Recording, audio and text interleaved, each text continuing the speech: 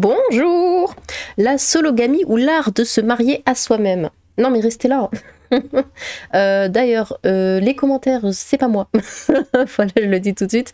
C'était pas du tout moi. Moi, je les ai pas désactivés, les commentaires, apparemment de la dernière et de l'avant-dernière vidéo. Bon, c'est un truc que beaucoup de youtubeurs, d'après ce que j'ai compris, ont eu comme problème. Voilà, moi je n'ai rien fait, je n'ai rien supprimé. D'ailleurs, normalement, c'est revenu, je crois, d'après ce qu'on m'a dit, j'ai pas pu regarder. Vous savez, moi la journée, je suis sur mon téléphone, c'est pas très Mais non, oh, enfin, ils sont encore désactivés. Écoutez, c'est pas moi, hein. Je les avais réactivés, mais ils se désactivent tout seuls, vraiment. Je sais pas pourquoi ça fait ça. Alors attendez, je regarde juste Transmania vite fait. Oh, désolé, c'est pas du tout le sujet en plus de la vidéo. Mais soit on m'a fait beaucoup de... Ah, voilà. Bon, il n'y en a que 9, hein, parce qu'apparemment, de ce que j'ai compris, il y a déjà des personnes qui avaient commenté, et en fait, bah, les commentaires ont disparu hein, quand j'ai remis ça. Hein. Bon, je suis désolée pour ça, mais voilà, j'y suis vraiment pour rien. Des personnes ont cru que c'était moi qui avais désactivé, mais bon, ça n'aurait aucun sens de vous demander de commenter en désactivant les commentaires, hein, n'est-ce pas? Bon, bref, la sologamie, vous attendiez tout ça, donc quand se marier à soi-même devient possible. Parce que oui, il y a des gens qui se marient avec eux-mêmes. Alors, personnellement, je m'adore, je suis quelqu'un d'absolument formidable, mais me marier avec moi-même...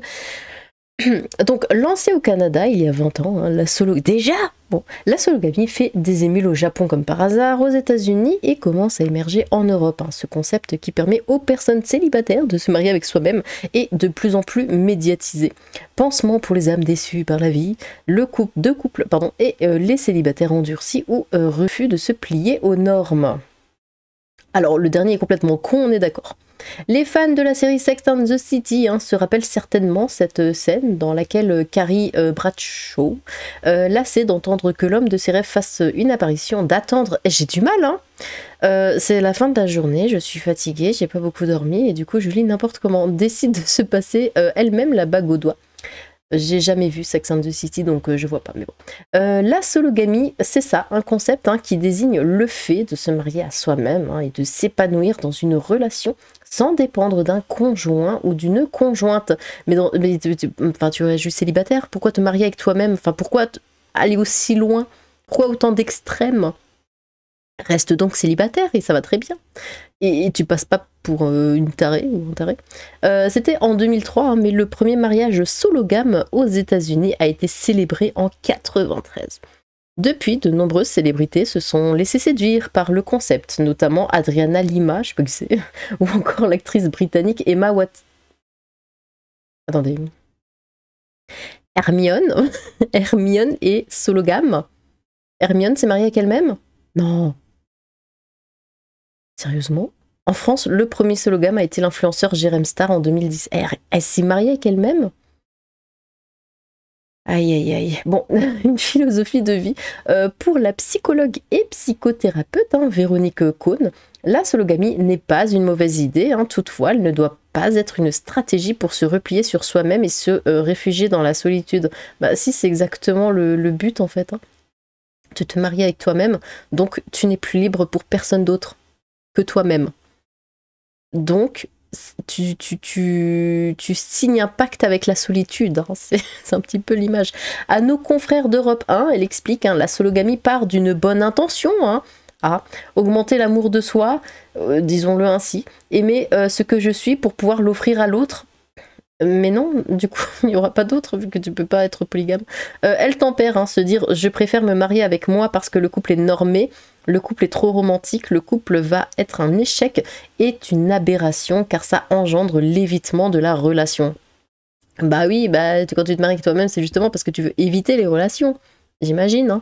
En gros, la sologamie peut être un premier pas pour se reconstruire, s'aimer, s'accepter, se célébrer, et non pas un dernier recours ou une finalité à cause d'une déception amoureuse ou par anticipation d'un échec futur. C'est ce que prône également l'écrivaine américaine Sarah Sharp, sologame et auteure du livre A Dress, a Ring, Promise to Self. Pour elle, il n'est pas impossible d'aimer, d'honorer et de prendre soin d'autrui si l'on n'apprend pas d'abord à s'aimer, à s'honorer et à prendre soin de soi-même. Non mais là je suis tout à fait d'accord, mais bon, est-ce qu'il y a besoin d'aller jusqu'au mariage avec soi-même? C'est ma question. Est-il légal de se marier à soi-même? Bon, après, personnellement, je vois pas le problème. La sologamie n'est reconnue par aucune loi. Bah oui, bah déjà on savait même pas que ça existait, donc en même temps. En réalité, il s'agit d'une union symbolique et d'un acte spirituel, attention. Les sologames sont libres d'organiser une cérémonie, hein, s'offrir une bague, une robe ou un costume. C'est encore plus triste, parce que c'est même pas... bon. Et inviter, j'ai déjà lu éviter hein, leurs proches, inviter leurs proches pour célébrer leur engagement envers eux-mêmes. Hein. Aux États-Unis, le site Marry Me propose des kits d'automariage. Mon Dieu.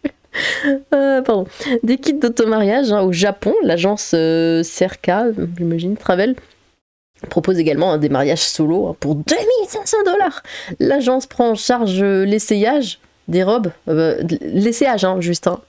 La réalisation du bouquet, la séance photo, le maquillage et la coiffure et même la réservation d'une nuit de noces. Eh ben dis donc, on en a pour son argent, hein.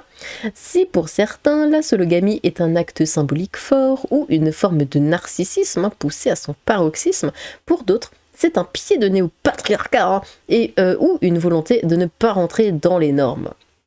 Cependant, pour Véronique Cohn, il y a aussi un danger pour les sologames. Hein. Tous nos choix réactionnels partent de notre part rebelle hein, qui finit par nous desservir, car au final, ce n'est pas un choix délibéré et réfléchi.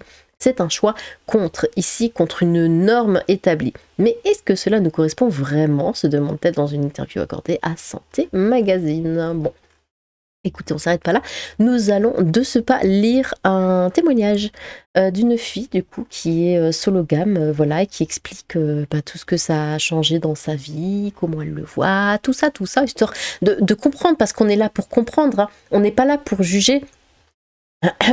Donc, comment j'ai embrassé la sologamie, hein, ce concept qui consiste à se marier à soi-même, du coup. Avant, je cherchais à tout prix l'amour. Hein. J'ai passé 7 ans en couple hétéro, puis j'ai subi des violences textistes et textuelles. Hein. J'ai appris à craindre les hommes, à les éviter, à me défendre. Le célibat et la sologamie, l'art d'être avec soi, m'ont révélé qu'une vie loin de l'hétérotextualité est possible et souhaitable. Alors, là, rien que dans ça déjà, il y a plusieurs choses que je souhaiterais comprendre. Donc, elle précise loin de l'hétérotextualité. C'est quoi? C'est qu'elle veut être avec une femme? C'est que c'est plutôt la bitexualité, l'homosexualité qui l'attire? C'est juste les hommes finalement qu'elle n'aime pas. Elle se met avec une femme. Ou qu'elle reste célibataire. Mais pourquoi se marier à elle-même? Et pourquoi? C'est vraiment là la précision de loin de l'hétérotextualité. Enfin, bon. Mon premier petit copain arrive quand j'ai 15 ans. Il me quitte 2 jours après notre premier... C'est triste. Il m'a dit qu'il a embrassé une autre fille entre-temps. Oh non! En 2 jours? Bon. Mon premier vrai copain arrive quand j'ai 16 ans. Hein. Je le quitte 3 ans après notre première fois parce que je ne l'aime plus. Il m'écrit une longue lettre pour m'expliquer que je suis une salope. Ah bah c'est la vie hein, après. Mon troisième amoureux arrive quand j'ai 19 ans. Il me violente psychologiquement, verbalement et physiquement pendant des années. Après que je l'ai quitté et que j'ai révélé ses violences, hein, il me bloque sur les réseaux sociaux. Oh non, c'est vraiment le pire apparemment. Mon dernier compagnon arrive quand j'ai 23 ans. Je développe une douleur chronique à la vulve, ok. Et nous ne pouvons pas faire l'amour. Hein. Il se plaint que son texte souffre du manque de pénétration. Ah bah après il y a des hommes comme ça. Un retour contrasté au célibat. Quand j'ai 24 ans, c'est terminé, je redeviens célibataire. Je me crois hétérotextuel. Je cours après les hommes, j'en rencontre des dizaines via les applications de rencontres. Je sors faire la fête et je ramène des inconnus dans mon lit. Salope, pardon. Je les presse de me peigner. Quoi? Non mais on n'était pas censé parler de ça. Hein. Et de m'aimer, mais c'est un échec. Bah oui. Ah, bah c'est pas sur les sites de rencontres et en te tapant par dizaines que tu vas voir une vie épanouie. Enfin bref. J'ai encore mal à... Ça, je veux pas savoir. Je multiplie les infections urinaires. Bah, tu m'étonnes. Enfin, et les mycoses. Bah oui, vu que tu tapes plein de mecs comme ça, que tu... Enfin, des inconnus dans ton lit. Et... Écoutez, on passe. Je m'attache à des personnes qui me fuient. Bah oui, vu que tu passes un petit peu pour une... Bon. J'attends chacun de leurs signes de vie avec beaucoup d'inquiétude. Je me plains de mon célibat et j'en suis malheureuse. Bah en même temps, tu gères ta vie comme une merde. Alors, au même moment, les mouvements MeToo qui déferlent en 2017 m'apprend que moi aussi j'ai subi des violences textiles. Ah, c'est le mouvement qui t'apprend que... Bon. J'ai subi des violences textistes et textuelles. Je me souviens des agressions passées. Du partenaire qui a retiré son premier magnétique en douce pendant un rapport sans mon consentement, de mon amoureux de 19 ans qui m'a jeté une valise à la figure en pleine nuit alors que je dormais chez lui. Ok. Ok. Ma découverte de la sologamie. Ouais, je crois que c'est mieux pour toi d'être sologame du coup. MeToo ne décourage pas les agresseurs. En mars 2018, je subis une tentative de gnôle dans les toilettes d'une bibliothèque, parisienne. En septembre, un collègue me harcèle textuellement. Et je quitte mon emploi après l'avoir dénoncé. Je développe une phobie et une haine des hommes. Je les évite tant que je peux et je me forme à l'autodéfense féministe. Ah, elle a dit le mot qu'il fallait pas. De plus en plus d'associations dispensent des cours et des stages dans plusieurs villes françaises. Le jour où j'apprends à mettre KO un humain, à réagir face à des violences verbales et à me libérer d'un étranglement, je retrouve de la force. Je sors dans la rue et je n'ai plus peur. Je subis de moins en moins de harcèlement. Je dégage une confiance en moi qui effraie, au moins temporairement, les agresseurs. Dans mon intimité, je découvre le concept de sologamie. Des femmes se marient avec elles-mêmes en Amérique du Nord et revendiquent leur célibat. Moi aussi, je passe de plus en plus de temps seule. Je vis seule, je travaille seule, je voyage seule. Je ne me... Je ne veux pas savoir. Bon bah, je me fais des guillis toute seule. Je m'investis dans mes relations amicales et familiales. Je crée un podcast pour les célibataires qui n'ont besoin de personne, que j'appelle justement Sologamie. Des centaines d'inconnus m'écrivent pour me remercier et témoigner de leur célibat. L'épisode dans lequel j'interroge l'autrice Ovidie au sujet de sa grève du texte fait un carton. J'ai pas accepté les cookies, politiser mon célibat. Les années passent et je me débarrasse progressivement de mes douleurs chroniques à la nuit. Enfin, bravo. Cette maladie s'appelle la vestibulodynie, et de ma dépendance affective. Je m'attache de moins en moins aux rares hommes avec qui je couche. Je travaille longtemps. Attends, ça va pas. Tu es censé être sologame. Tu couches avec des hommes, donc tu te trompes. On est d'accord, elle se trompe. Ok, bon, on continue. Je travaille longtemps sur moi avec des livres, des podcasts, des psychologues et des amis pour découvrir que non, je n'ai pas besoin de... Désolée. Je n'ai pas envie d'être en couple, ni de partager mon appartement, ni d'avoir des enfants. Je peux vraiment pas prendre ce texte au sérieux. Ce long chemin de célibat, presque 5 ans aujourd'hui, me permet de questionner ma soi-disant hétérotextualité. Je comprends que je suis pansexuelle. Oui, je savais que ça allait partir en couille. Enfin bon, ça allait depuis le début, mais je comprends que je suis du coup pansexuelle et non hétéro. J'ai toujours été attirée par des personnes indépendamment de leur genre. Je vis des... Bah non, vu que tu dis toi-même en haut que tu étais extrêmement hétéro et que tu n'étais attirée que par les hommes. Donc tu peux pas dire toujours. Peut-être que c'est nouveau, mais ça c'est pas depuis toujours du coup. Je vis des aventures avec des femmes depuis l'école primaire. Ah, d'accord. Bon, bah, on l'apprend. J'ai toujours présenté ces relations. C'était pas précisé en haut. J'ai toujours présenté ces relations comme de l'amusement, des blagues, alors qu'elles me plaisaient vraiment. Ok. Je ne me suis pas encore... du coup, depuis l'école primaire, tu faisais des trucs textuels avec tes amis.